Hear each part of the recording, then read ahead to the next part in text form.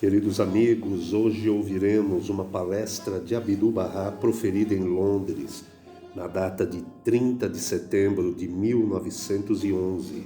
Abdu'l-Bahá visitou a Sociedade Teosófica em sua nova sede, a pedido explícita de sua presidente, a senhora Anne Besant. Após um relato geral sobre o movimento e as simpáticas palavras de boas-vindas do Sr. A.P. Sinet, Abdu'l-Bahá levantou-se e dirigiu-se à enorme assembleia, falando sobre o caráter distintivo dos ensinamentos Bahá'í, elogiando calorosamente a avidez da sociedade em sua busca da verdade. Ó distinta Assembleia, ó amigos da verdade, a natureza inerente do fogo é queimar, a natureza inerente da eletricidade é iluminar, a natureza inerente do sol é brilhar e a natureza inerente do solo é o poder de crescimento. Não há separação entre uma coisa e suas qualidades inerentes. A natureza inerente das coisas deste mundo é mudar. Assim, em toda parte vemos a mudança das estações. Toda primavera é seguida de um verão e todo outono traz um inverno. Todo dia uma noite, toda noite um amanhecer. Há uma sequência em todas as coisas. Assim, quando ódio, animosidade, luta, carnificina e frigidez de coração dominavam este mundo e escuridão cobria as nações, Bahá'u'lláh, como uma estrela brilhante, ergueu-se do horizonte da Pérsia e resplandeceu com a poderosa luz de orientação, trazendo radiância celestial e estabelecendo o novo ensinamento. Ele declarou as máximas virtudes humanas. Ele manifestou os poderes espirituais e os pôs em prática no mundo ao seu redor. Primeiro, ele dá ênfase à busca da verdade. Isto é o mais importante, pois as pessoas são facilmente levadas pela tradição. É por isso que elas frequentemente se opõem umas às outras e contendem umas com as outras. Mas a manifestação da verdade revela a escuridão e se torna a causa da unicidade de fé e crença, pois a verdade não pode ser dupla. Isto não é possível.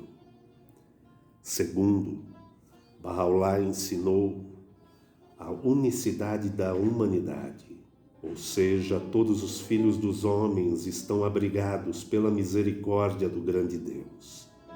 São os filhos de um só Deus, são educados por Deus.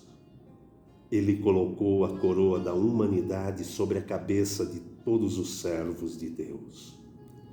Portanto, todas as nações e povos devem se considerar irmãos. Todos eles são descendentes de Adão. São ramos, folhas, flores e frutos da mesma árvore. São pérolas da mesma concha. Mas os filhos dos homens estão carentes de educação e civilização e precisam ser polidos até se tornarem radiantes e esplendorosos. Homem e mulher devem ser ambos igualmente educados e igualmente respeitados. São os preconceitos de raça, de pátria, de religião e de classe que têm sido a causa da destruição da humanidade.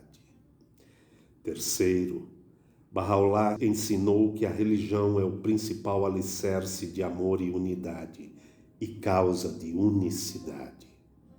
Se uma religião se tornar causa de ódio e desarmonia, será melhor que ela não exista. Ficar sem tal religião é melhor do que ficar com ela. Quarto, religião e ciência se entrelaçam uma com a outra e não podem ser separadas. Estas são as duas asas com as quais a humanidade deve voar. Uma asa só não é suficiente. Toda religião que não se relaciona com a ciência é mera tradição e não é a essencial. Portanto, ciência, educação e civilização são os mais importantes requisitos para a vida religiosa plena. Quinto, a realidade das religiões divinas é uma, pois a realidade é una e não pode ser dupla. Todos os profetas estão unidos em suas mensagens e inabaláveis. Eles são como o sol. Nas diversas estações, eles aparecem em diversos pontos de alvorecer no horizonte. Por isso, cada profeta anterior deu as boas novas do posterior, e cada posterior aceitou o anterior. Sexto, igualdade e fraternidade devem ser estabelecidos entre todos os membros do gênero humano. Isto está em concordância com a justiça. Os direitos gerais do gênero humano devem ser guardados e preservados. Todos os homens devem ser tratados equitativamente. Isto é inerente à própria natureza da humanidade. Sétimo, as condições do povo devem ser administradas de tal modo que a pobreza desapareça e que, na medida do possível, cada um possa ter conforto segundo a sua posição e grau. Enquanto os nobres e outros de alta posição se encontram em condições de tranquilidade, os pobres também devem ser capazes de obter seu alimento diário, sem passar pelos rigores da fome. Oitavo, Bahá'u'lláh declarou o advento da suprema paz. Todas as nações e povos se abrigarão à sombra da tenda suprema paz e harmonia.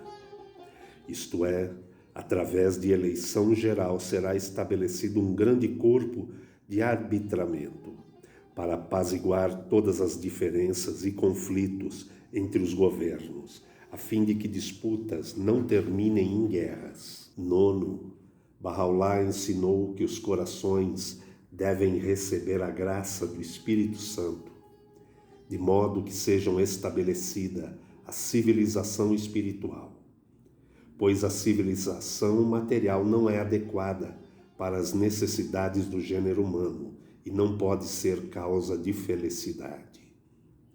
A civilização material é como o corpo e a civilização espiritual como a alma. Sem alma, o corpo não pode viver. Este é um pequeno resumo dos ensinamentos de Bahá'u'lláh. Para estabelecer isto, Bahá'u'lláh passou por grandes dificuldades e sofrimentos.